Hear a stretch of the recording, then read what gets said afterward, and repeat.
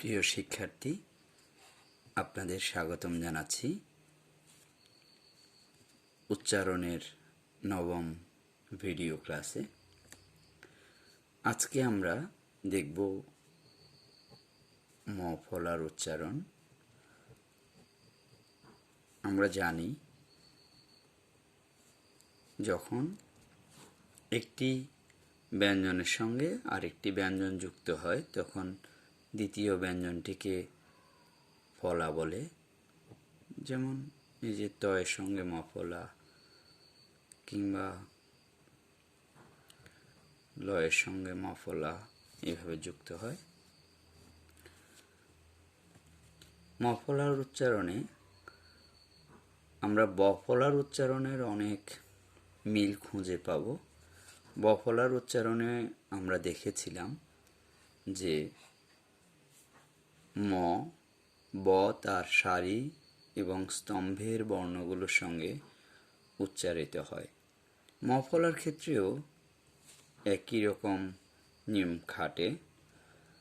আমরা ময়ের সারি এবং স্তম্ভ নির্ণয় করতে চেষ্টা করি।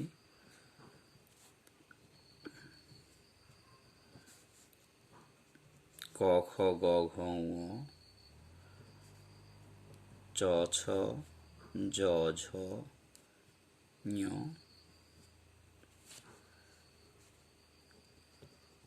ট ঠ ড ঢ মূর্ধন্য ণ,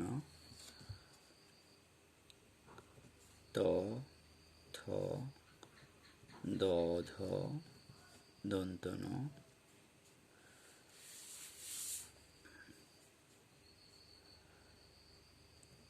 প ফ ব ভ ম।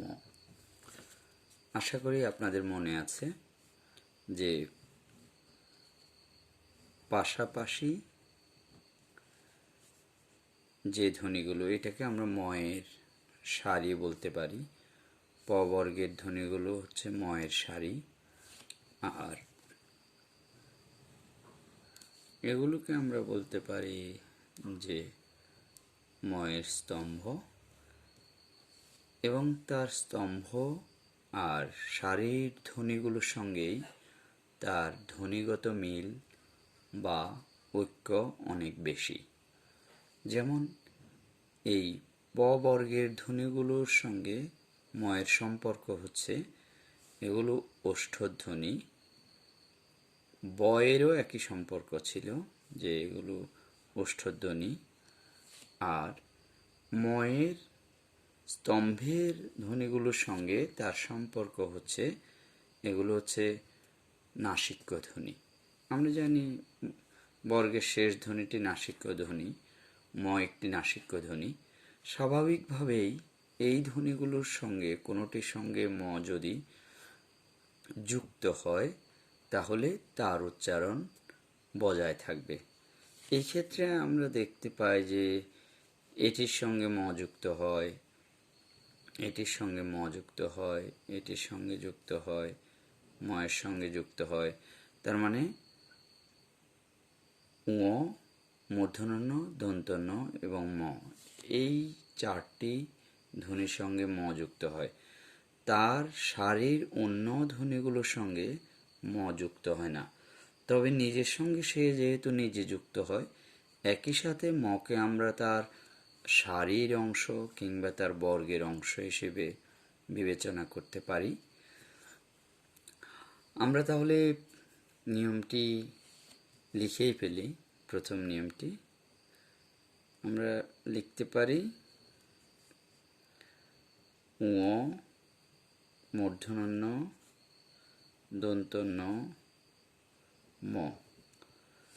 কিন্তু এখানে মনে রাখতে হবে দুটো অতিরিক্ত ধ্বনি বা বর্ণ গ এবং ল একটু কষ্ট করে মনে রাখতে হবে যে এগুলোর সঙ্গেও ম যুক্ত হয়। যদিও এগুলো তার সারি বা বর্গের বর্ণ নয়, তবুও এই দুটোর সঙ্গে ম উচ্চারিত হয়। আর বাকি যে ধ্বনিগুলো আমরা দেখতে পাচ্ছি এই চারটি, এগুলো তার সারি এবং স্তম্ভের বর্ণ। আমরা তাই লিখতে পারি ঙ ল এই বর্ণগুলোর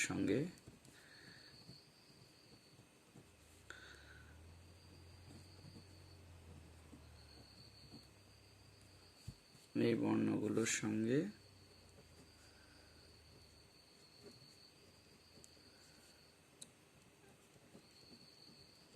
শব্দের মধ্য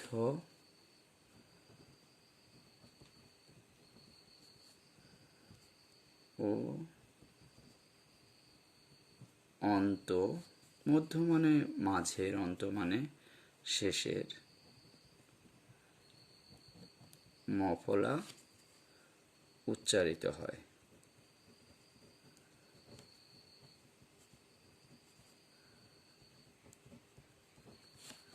যেমন বাংময়।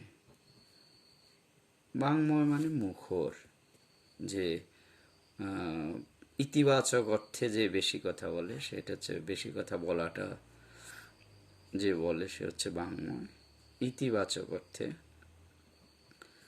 তো এর উচ্চারণে বাংময়, তার মানে ময়ের উচ্চারণ হলো।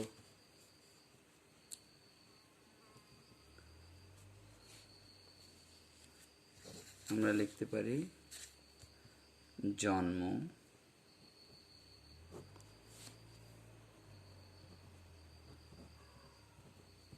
এখানেও ময়ের উচ্চারণ হচ্ছে ময়ের সঙ্গে ম,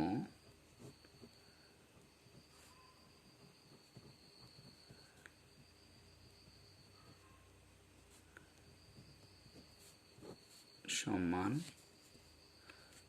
লয়ের সঙ্গে ম,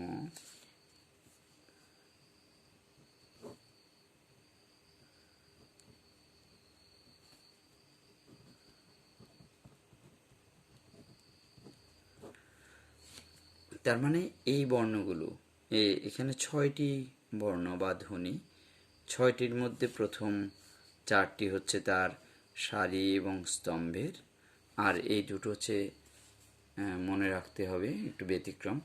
এই 6টি বর্ণের সঙ্গে যুক্ত যখনই হয় শব্দের মাঝে এবং শেষে, তখন সেই মটি উচ্চারিত হয়। এই প্রথম নিয়মটি এবং এর যুক্তিগুলো ব ফলার উচ্চারণের ক্ষেত্রে আমরা লক্ষ্য করেছিলাম। যেমন ব ফলাও তার সারি এবং স্তম্ভের ধ্বনিগুলোর সঙ্গে উচ্চারিত হতো, ম উচ্চারিত হয়। আমরা ম ফলার এর পরের নিয়মটিতে যেতে পারি।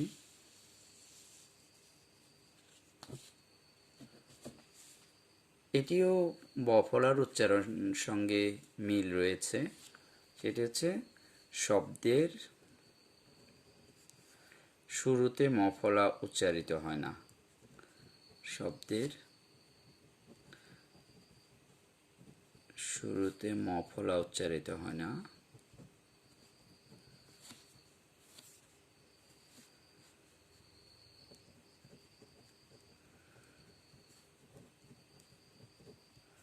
আমরা ব ফলার ক্ষেত্রেও দেখেছি যে শব্দের শুরুতে ব ফলা উচ্চারিত হয় না। তবে উচ্চারিত না হলে একটা ছোট্ট কাজ সে করে, তবে আশ্রয়ী ব্যঞ্জনের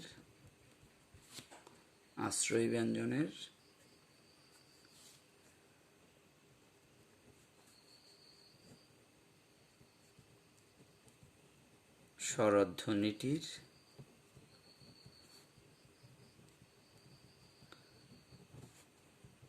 ষান্নাসিকতা ঘটায়। ষানুনাসিকতা হচ্ছে কি, উচ্চারণের সময় নাক দিয়ে বাতাস বের হওয়া, মানে নাকি উচ্চারণ যেটাকে আমরা বলতে পারি। এবং ন একটা ষানুনাসিক বা নাসিক্য ধ্বনি। আমরা দেখতে পাচ্ছি যে বর্গের শেষের যে 5টি ধ্বনি, এগুলো হচ্ছে ষানুনাসিক বা আনুনাসিক বা নাসিক্য ধ্বনি। এই মটি যেহেতু একটি নাসিক্য ধ্বনি, যেখানে সে উচ্চারিত হয় না সেখানে উচ্চারিত না হলেও যেই ধ্বনিটির সঙ্গে সে ব্যবহৃত হলো সেই ধ্বনির স্বরধ্বনিটিকে সে সানুনাসিকতা দান করে। আর আমরা জানি সানুনাসিকতার চিহ্ন হচ্ছে বা নাকি উচ্চারণের চিহ্ন হচ্ছে চন্দ্রবিন্দু।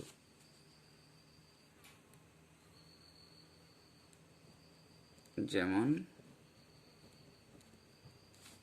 শ্মশান,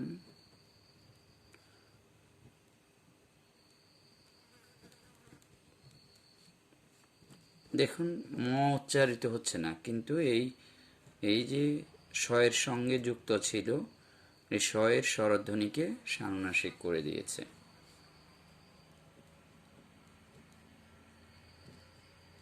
স্মৃতি,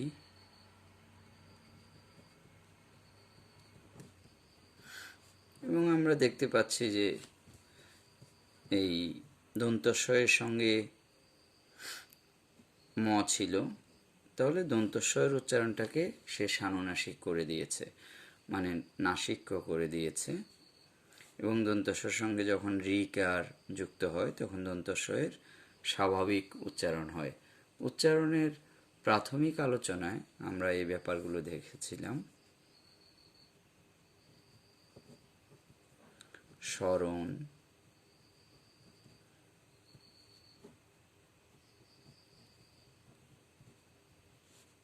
এখানেও ঠিক একই ব্যাপার, দন্ত স-এর সঙ্গে ম যুক্ত আছে, দন্ত স-এর উচ্চারণটা তাল বসনত হচ্ছে, এবং এখানে যেহেতু ম যুক্ত ছিল কিন্তু ম উচ্চারিত হচ্ছে না, যখন ম উচ্চারিত হয় না তখন সে তার আশ্রয়ী ব্যঞ্জনের স্বরধ্বনিকে সানুনাসিক করে দেয় এবং আমরা সেটা চন্দ্রবিন্দু দিয়ে লিখি। এবং যখন আমরা এগুলো উচ্চারণ করি তখন কিন্তু একটু নাকি উচ্চারণ হয়। যেমন স্মরণ, স্মরণ, স্মরণ, মানে চন্দ্রবিন্দু দিয়ে একটু নাকি উচ্চারণ হয়। আর আরেকটি শব্দ বাংলায় আছে স্মরণ, স্মরণ মানে হচ্ছে আশ্রয়, তখন ওই শব্দটাতে কিন্তু নাকি উচ্চারণ হয় না, শব্দটার উচ্চারণ হয় স্মরণ, স্মরণ। আর এটা হচ্ছে স্মরণ, স্মরণ, খেয়াল করুন, একটা হচ্ছে স্মরণ আর একটা হচ্ছে স্মরণ, স্মরণ আর একটা হচ্ছে স্মরণ। তার মানে নাকি উচ্চারণ হয়, একটু সচেতনভাবেই এগুলোর নাকি উচ্চারণ করতে হবে। অবশ্য আমরা ভাষা যারা ব্যবহার করি, বাংলা ভাষায় যারা কথা বলি, তারা মোটামুটি স্বাভাবিকভাবেই এগুলো চেষ্টা ছাড়াই স্বাভাবিকভাবেই ঠিক উচ্চারণটি করেন সানুনাসিক ধ্বনি দিয়ে। তো আমরা ময়ের দুটো উচ্চারণ দেখলাম, একটিতে হচ্ছে ম ম উচ্চারিত হয় তার লম্ব, লম্বের যে ধ্বনিগুলো সেগুলোর সঙ্গে এবং তার যে সারির ধ্বনিগুলো সেগুলোর সঙ্গে, মানে ম তার সারি এবং স্তম্ভের ধ্বনিগুলোর সঙ্গে উচ্চারিত হয়। এই যে আমরা দেখেছিলাম এখানে, এটা একটা। আর দ্বিতীয় নিয়মটা আমরা দেখলাম যে শব্দের শুরুতে ম ফলা উচ্চারিত হয় না, তবে আশ্রয়ী ব্যঞ্জন মানে যেটির সঙ্গে সে যুক্ত হয় সেটিকে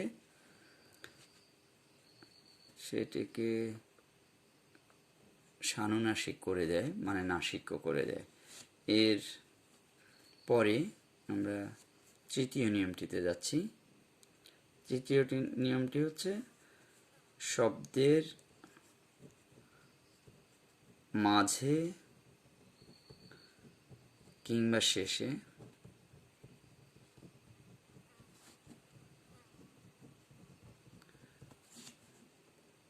উ মূর্ধন্য দন্ত ন ম গ ল,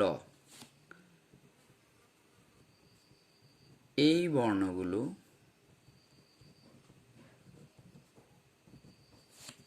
বর্ণগুলো ব্যতীত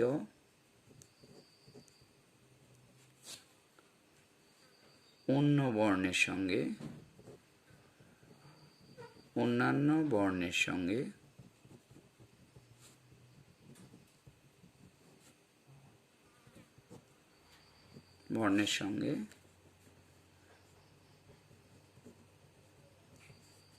যুক্ত হলে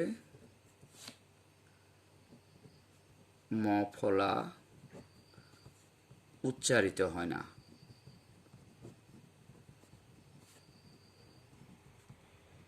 ম ফলা উচ্চারিত হয় না, তবে আশ্রয়ী ব্যঞ্জন মানে হচ্ছে যেটার সঙ্গে সে যুক্ত হয়। আশ্রয়ী ব্যঞ্জনের দ্বিত্ব ঘটায়। আমরা ব ফলার ক্ষেত্রেও এটা দেখেছি যে শব্দের মাঝে এবং শেষে ব ফলা উচ্চারিত হয় না, কিন্তু আশ্রয়ী ব্যঞ্জনের দ্বিত্ব ঘটায়। তবে এখানে অতিরিক্ত একটা কাজ এই ম ফলা করে, এবং দ্বিত্ব ঘটিয়ে শুধু সে থেমে থাকে না, দ্বিত্ব উচ্চারণের দ্বিতীয় যে ব্যঞ্জন ধ্বনিটি তৈরি হয়, সেই দ্বিতীয় ধ্বনিটির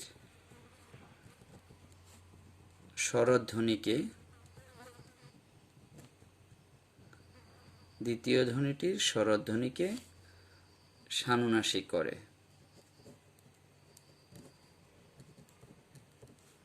মানে না কি উচ্চারণ ঘটায় আর কি, যেটা আমরা শব্দের শুরুতে ম এর উচ্চারণের ক্ষেত্রে দেখেছিলাম। যেমন বিস্ময়,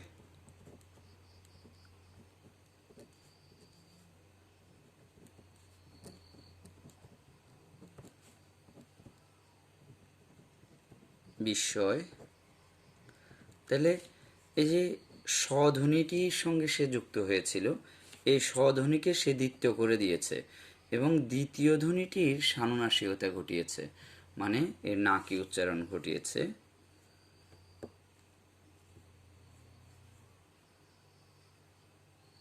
কিংবা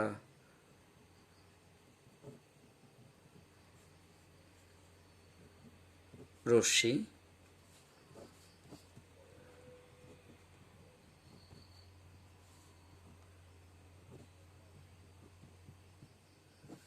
এখানে একই ব্যাপার, ম স্বধ্বনির সঙ্গে যুক্ত হয়েছে এবং এই তালব্যস্যকে সে দ্বিতীয় ঘটিয়ে দিয়েছে এবং দ্বিতীয় ধ্বনিটিকে সানুনাসিক করে দিয়েছে।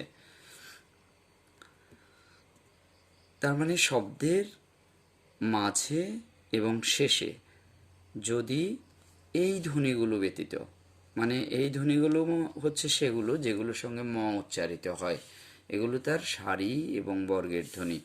এই ধ্বনিগুলো ব্যতীত অন্য ধ্বনির সঙ্গে যখন মফলা যুক্ত হয় তখন এই মফলা উচ্চারিত হয় না, তবে আশ্রয়ী ব্যঞ্জনকে দ্বিত্ব করে দেয় এবং দ্বিতীয় ধ্বনিটিকে সানুনাসিক করে। এই ক্ষেত্রে সানুনাসিকতার একটা ব্যতিক্রম আছে। ব্যতিক্রমটা হচ্ছে যখন কোনো স্বাধীন স্বরধ্বনি শুরুতে থাকে, যেমন আত্ম, মটা যুক্ত হয়েছে পরের ধ্বনির সঙ্গে, তয়ের সঙ্গে, কিন্তু শুরুতে স্বাধীন স্বরধ্বনি আছে, তখন এই স্বাধীন স্বরধ্বনির সানুনাসিকতা ঘটে। যেমন আত্মা,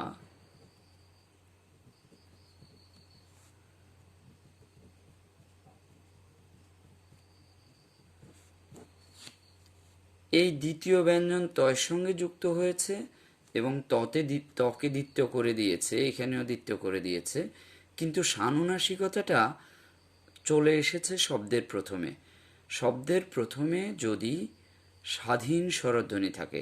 স্বাধীন স্বরধ্বনি মানে অন্য কোনো ব্যঞ্জনের সঙ্গে যুক্ত না হয়ে স্বাধীনভাবে ব্যবহৃত হলে, যেমন আ স্বাধীনভাবে ব্যবহৃত হয়েছে।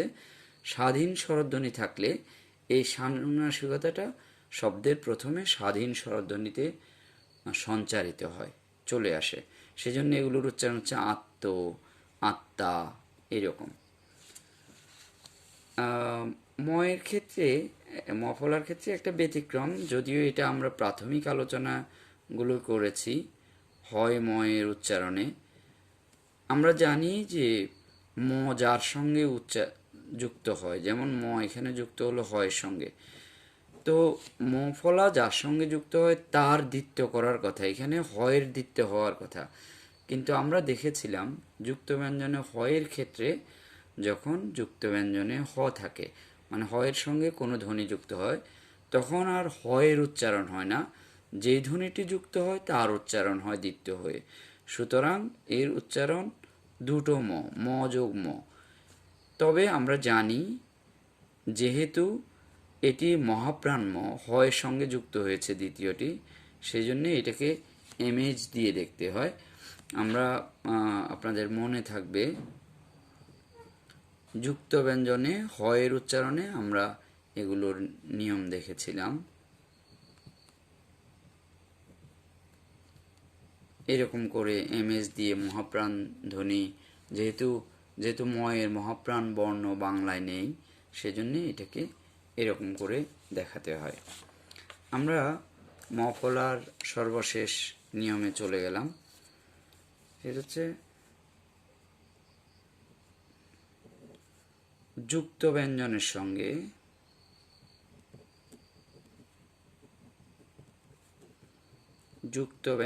সঙ্গে মফলা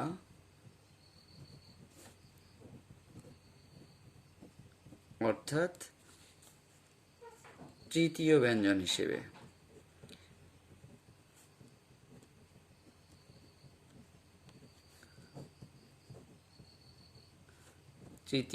হিসেবে মফলা উচ্চারিত হয় না,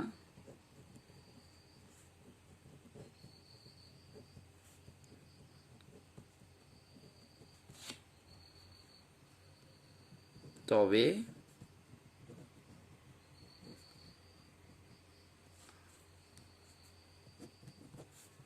আশ্রয়ী ব্যঞ্জনের দ্বিতীয় ঘটায় না।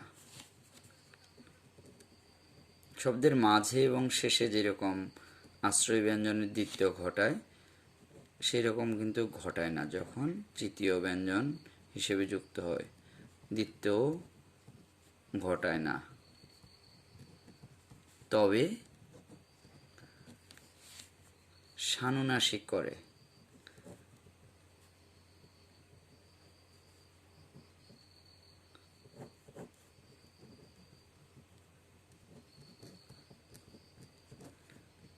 আমরা একটা উদাহরণ দিই, তাহলে সহজ হবে ব্যাপারটা। যেমন লক্ষ্মী, এর উচ্চারণটি খেয়াল করুন, লক্ষ্মী। এই যে এখানে একটা চন্দ্রবিন্দু দিয়ে একটু সানুনাসিক উচ্চারণ করতে হবে, লক্ষ্মী।